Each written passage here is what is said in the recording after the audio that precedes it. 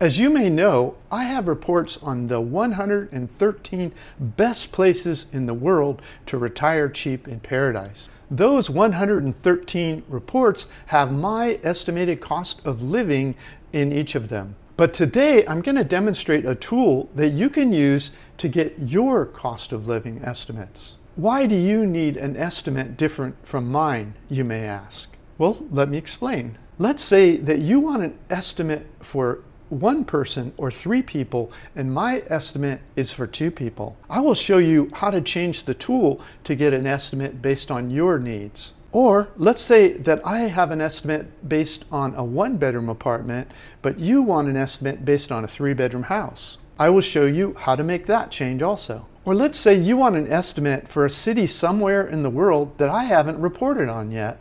I'll show you how to do that. Or let's say I was in a city 3 years ago and you want to know what it would be right now. Now I will demonstrate the tool so you can see it with your own eyes and you'll know how to use it. But first, do you know what this tool won't do for you? What it feels like and what it looks like to live in that city every single day. For that, you're going to have to keep watching my videos and reading my reports. Finally, I'll explain some of the limitations of the tool before I end this video and report. Okay, so we want a cost of living for Numbio. Numbio, you type first and then the name of the city, Santa Marta, Colombia.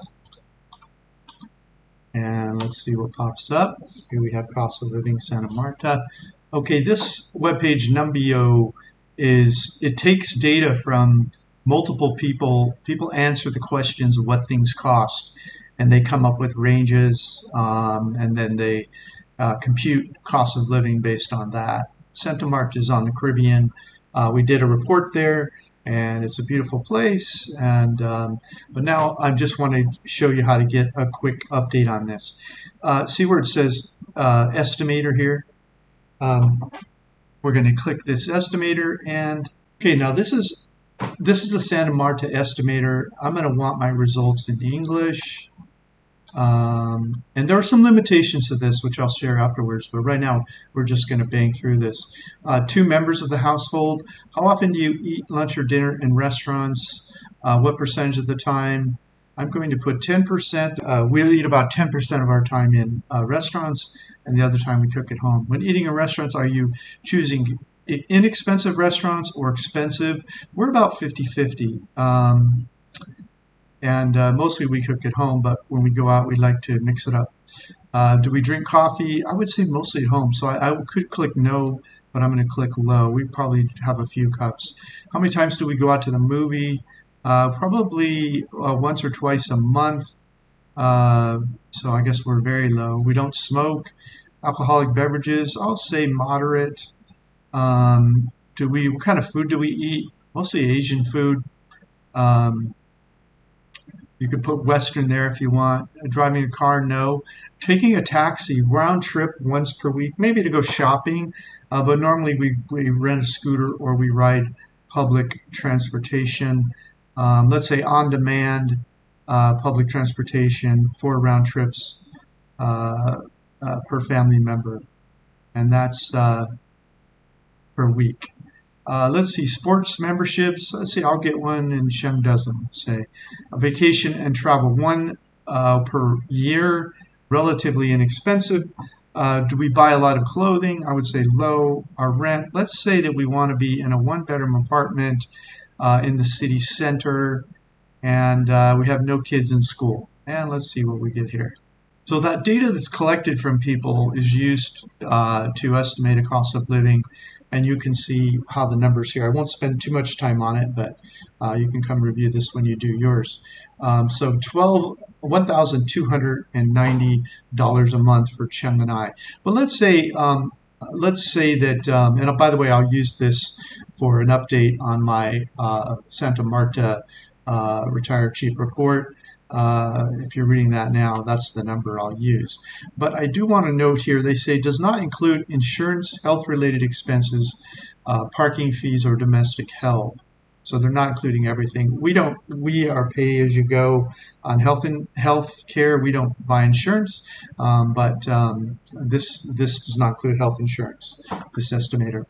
Okay, so let's look at, let's say that you wanted U.S. currency or euro or whatever, and let's say that you're single, and let's say that you want to be, you eat out more. You eat out maybe, 30% of your meals outside the home, and you eat, say the same 50%. You drink moderate coffee drinker, and you like to go to the cinema.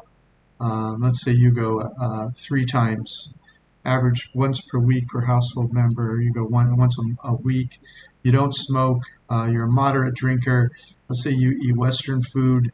You do not drive a car, but let's say you do more taxis. 1 round trip per month, 2 round trips per week. Your 2 round trips per week. I'm paying for public transportation. Let's say you buy a for one family member. You're alone, so you buy a monthly pass, and you get a no sports membership. So you're going to have to tailor this. That's the point, right? And you go on one expensive. So you go on one relatively expensive per year, and you buy clothes moderately, but you want a 3-bedroom house outside the city center. You're not a big fan of having noise around you. You want a little more space, an office, and a place for people to visit. So you get a 3-bedroom. What's going to cost you in Santa Marta? In U.S., let's scroll down now and see what this turns out to be. Your lifestyle is going to be $1,256 per month. So you want a little bigger house, but it's only one of you.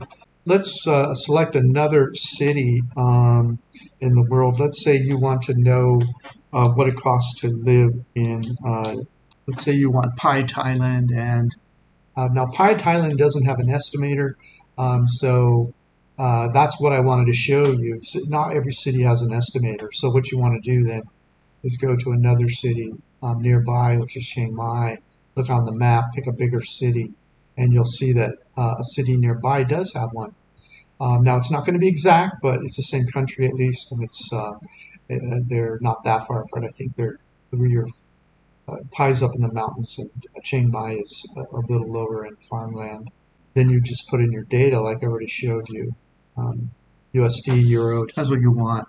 And let's say, I don't know, we'll just look at, you eat out 30% of the time. You choose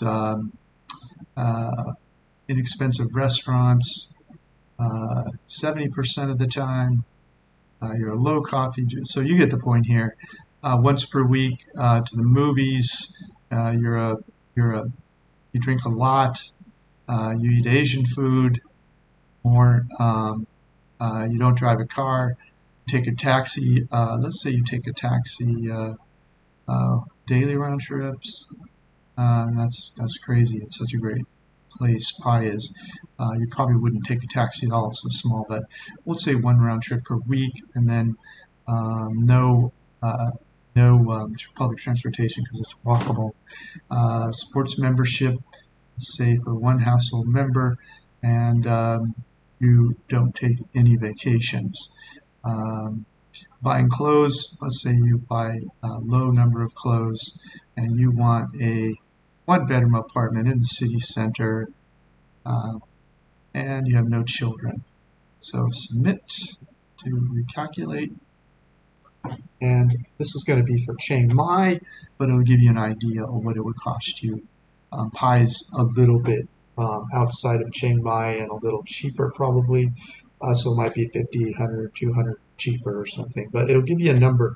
Okay, I promised to share some of the limitations of this Numbeo cost of living estimator. Now, first of all, it's kind of a black box. I can't really tell how they're multiplying and arriving at their numbers, and so a little bit of concern about that. And also, you can just put data in, and there's different kinds of data that can be put in, whether it's a local, for example, or whether it's an expat living on a higher pension from another country. They have different perceptions, and they have different costs of living. Let's be frank about it. a lot of these countries where expats are spending $1,500, $2,000, $2,500 a month to live on, the locals are living on $500, $600, $800. So you don't really know what the, if you will, the demographic is of how many of them are expats, how many are locals. But it's kind of interesting if it's, hopefully it's some of both. But I would say based on the numbers, the totals you get in many areas I've looked at, it seems like it's a little bit skewed more towards expats or foreigners that are coming in with foreign money. And that doesn't surprise me because it's primarily in English.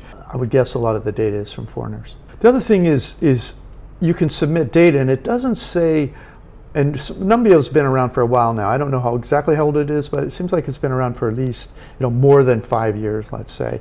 And we really didn't have significant inflation over quite a long period of time, but we just had some kick up in the last few years. And so it's not clear to me how the data is skewed. Is the data more skewed to, is it evenly skewed over the years, or is more weight being given to data that was input recently, which would pick up more of the inflation data? That's something else I don't know.